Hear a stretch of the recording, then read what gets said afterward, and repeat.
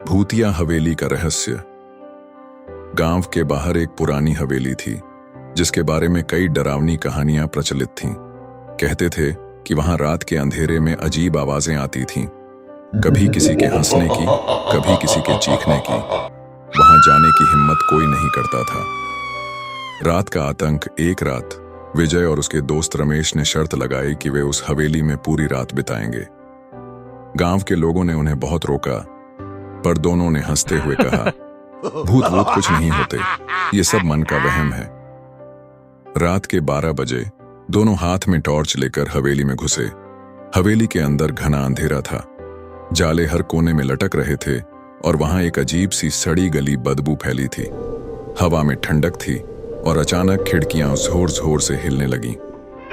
विजय ने हंसते हुए कहा, अरे ये तो हवा है, डरने की कोई बात नहीं। तभी पीछे से रमेश ने कांपती आवाज में कहा, विजय पीछे देख।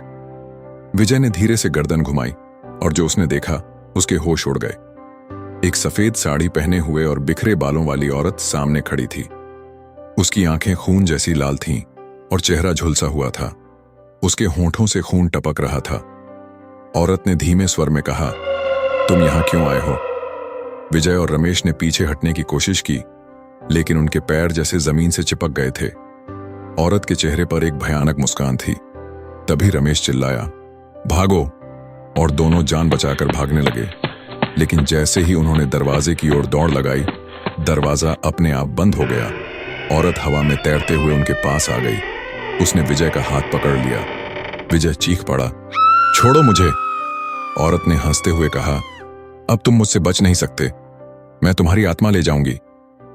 तभी रमेश ने दीवार पर टंगी एक पुरानी तस्वीर देखी। तस्वीर में वही औरत थी, पर वो मुस्कुरा रही थी।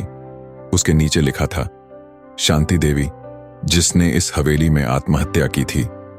रमेश ने जोर से कहा, हमें माफ कर दो, हमसे गलती हो गई।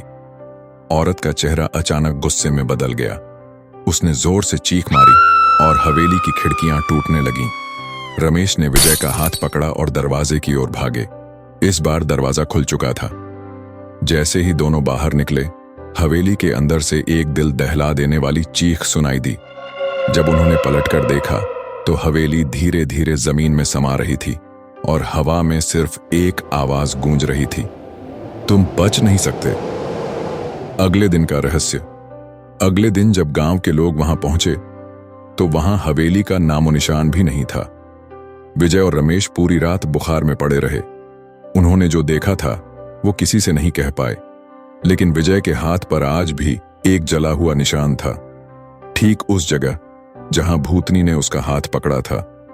कहते हैं आज भी रात के सन्नाटे में उस जगह से एक औरत के रोने की आवाजें आती हैं, और अगर कोई वहां रुक जाता है तो फिर कभी लौट कर नहीं आता।